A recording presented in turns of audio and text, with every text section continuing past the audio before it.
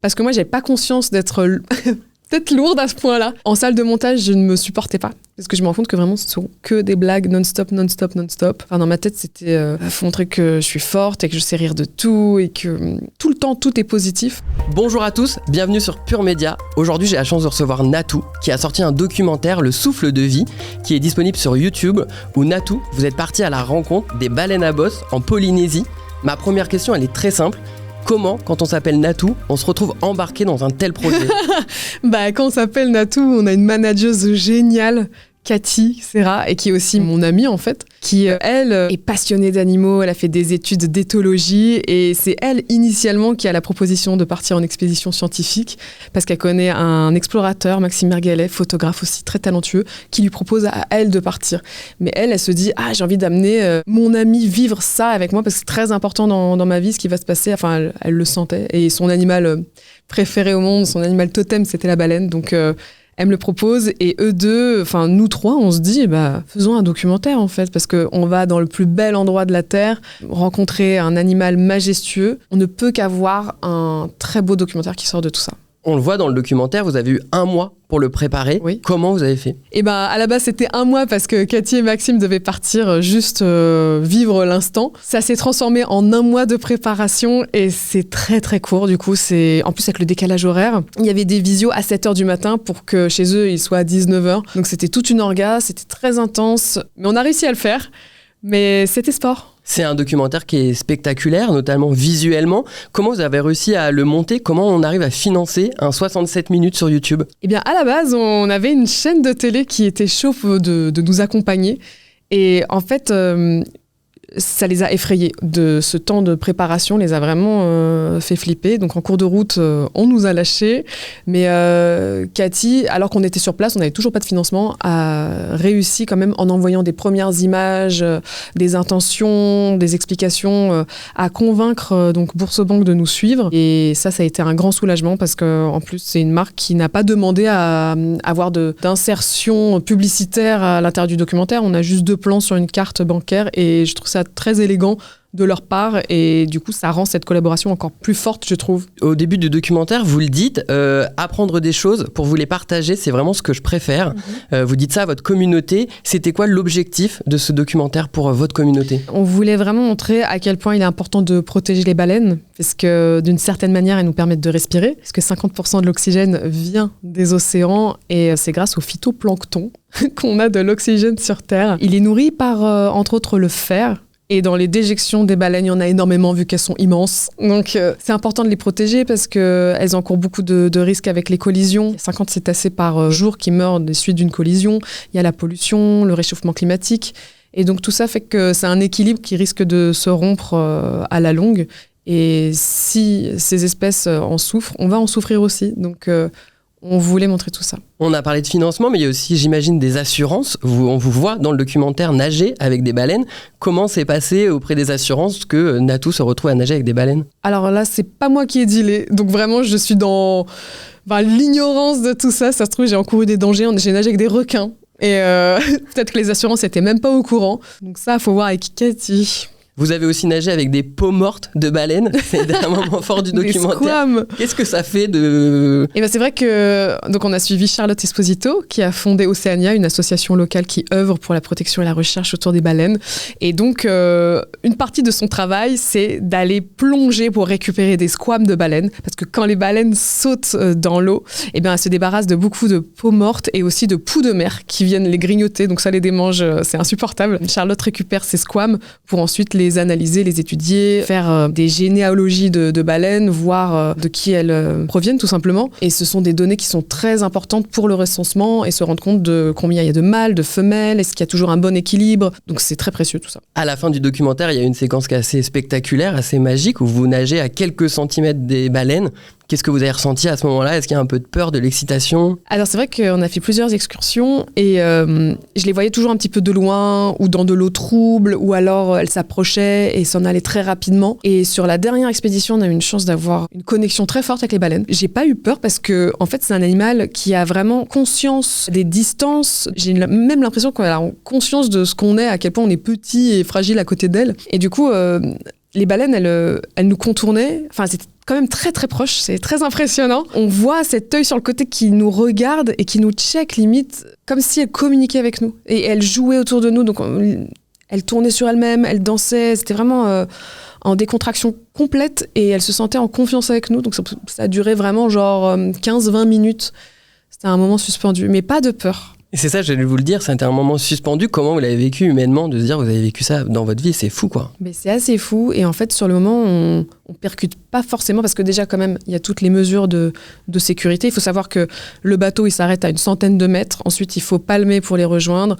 Tout ça dans le calme absolu, il faut évidemment pas crier, même quand tu palmes, tu dois faire des petits mouvements sous l'eau pour pas qu'il y ait de flap. Donc tout ça, il faut quand même bien l'assimiler, rester en groupe, rester sur le côté, pas trop proche, ne pas chercher à les toucher. Donc déjà, il n'y a pas complètement de lâcher prise, je dirais.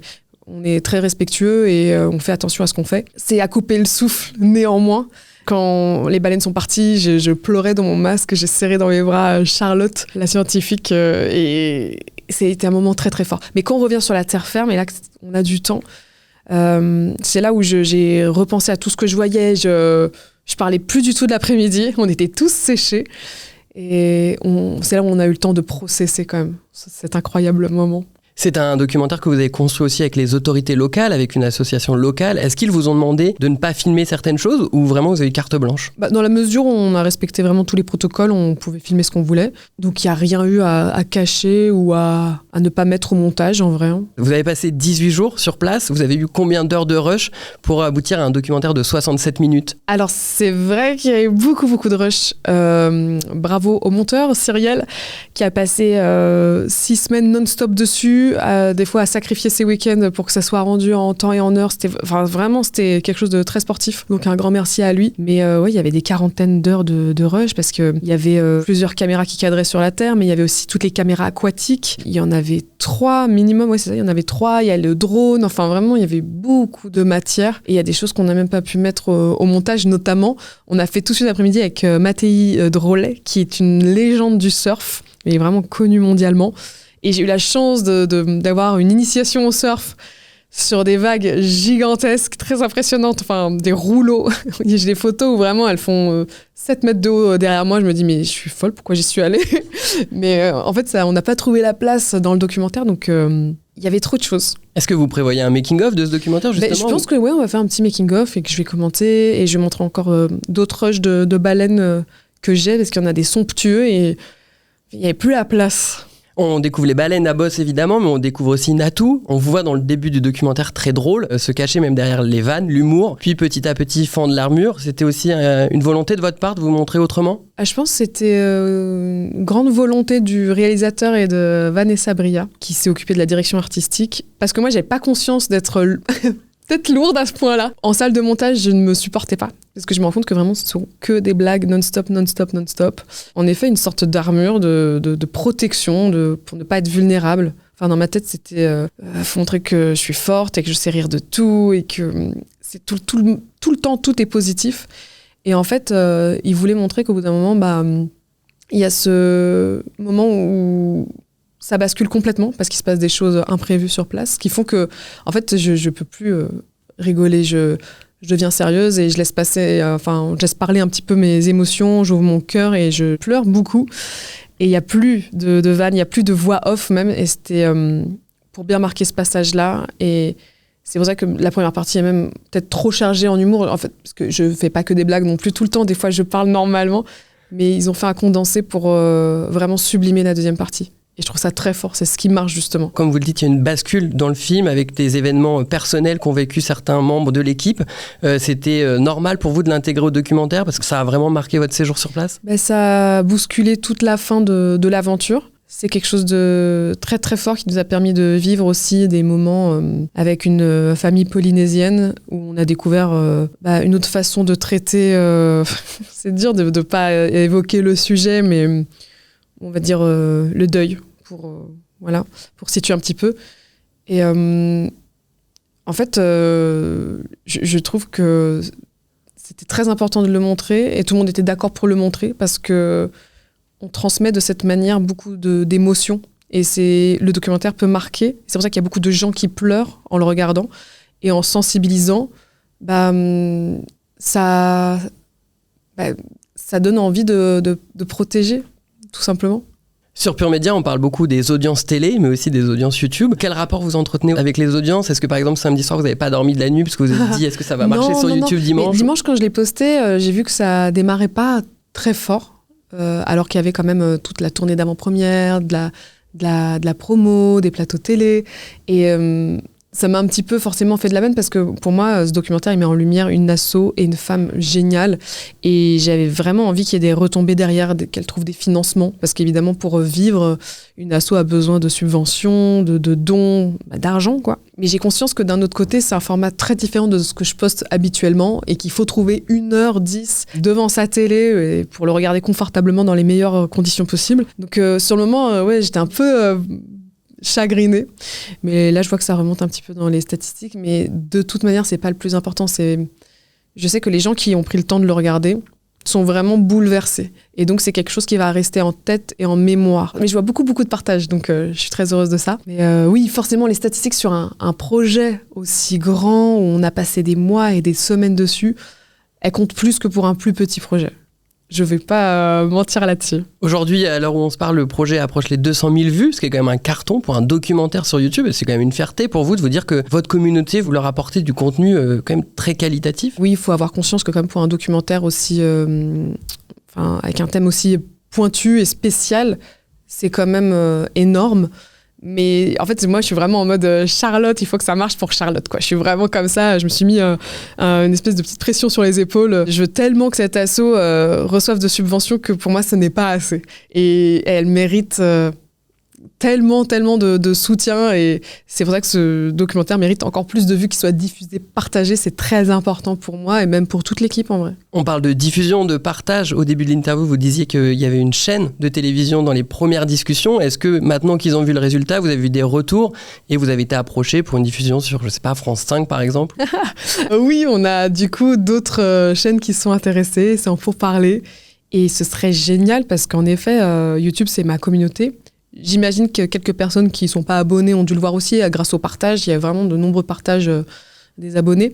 Mais le diffuser sur une chaîne de télévision, ça permettrait d'ouvrir un autre spectre. Et c'est très intéressant du coup de toucher une autre audience. Vous avez tourné l'été dernier ce documentaire. Là, vous venez de le diffuser sur YouTube. Comment on ressort d'une telle aventure ? C'est quoi le futur projet de Natou ? C'est vrai que là, je disais tout à l'heure que j'ai un petit coup de déprime, un petit coup de caf, parce que ça fait des mois qu'on est dessus. Et ça me permettait d'une manière aussi de garder un lien avec Tahiti, de regarder les plans tous les jours, le montage, les musiques, continuer à mettre de l'énergie dans cette aventure finalement, une prolongation. Et quand ça se termine, ça laisse un grand vide. Et c'est la première fois que je traverse ça parce que d'habitude, mes vidéos, c'est forcément des projets qui prennent 2 ou 3 semaines. Donc, on s'implique un petit peu moins que sur des mois et des mois. Et c'est étrange, hein. Et alors la suite, c'est quoi ? Est-ce que vous avez déjà en tête un grand documentaire à venir, un nouveau, ou là vous allez vous calmer entre guillemets ? La suite, c'est que je vais reprendre des vidéos plus légères là dans l'immédiat. Mais en tout cas, ça me donne envie vraiment de développer d'autres séries documentaires ou documentaires tout court, parce que c'est des projets qui marquent une vie littéralement. Surtout que j'ai pu vivre ça avec des amis, donc c'est fort. Et justement, est-ce que vous avez l'intention d'y retourner en Polynésie ? Est-ce que vous avez gardé contact avec des locaux ? On est vraiment devenus amis avec toute l'équipe technique locale. On s'est quittés en pleurs, vraiment. Il nous a accompagnés à l'aéroport alors qu'il était minuit et qu'il y avait du retard. Et que ça... Enfin bref, il y avait plein de soucis au guichet. Ils sont restés pendant 2 heures. Jusqu'à la fin, personne ne fait ça. Enfin, même mes amis en France, ils font pas ça. On ne nous raccompagne pas à l'aéroport et on ne nous fait pas coucou jusqu'à la fin comme ça quand on passe les portiques de sécurité. Donc il manque terriblement et j'ai aussi envie d'y retourner pour passer des moments de qualité sans forcément être en tournage ou se lever à 5h du matin et être fracassé le soir. J'ai envie d'y retourner pour juste dîner, manger, danser, profiter, quoi. C'est sur ces mots que s'arrête cette interview. Merci beaucoup Natou d'avoir été avec nous aujourd'hui. Merci beaucoup.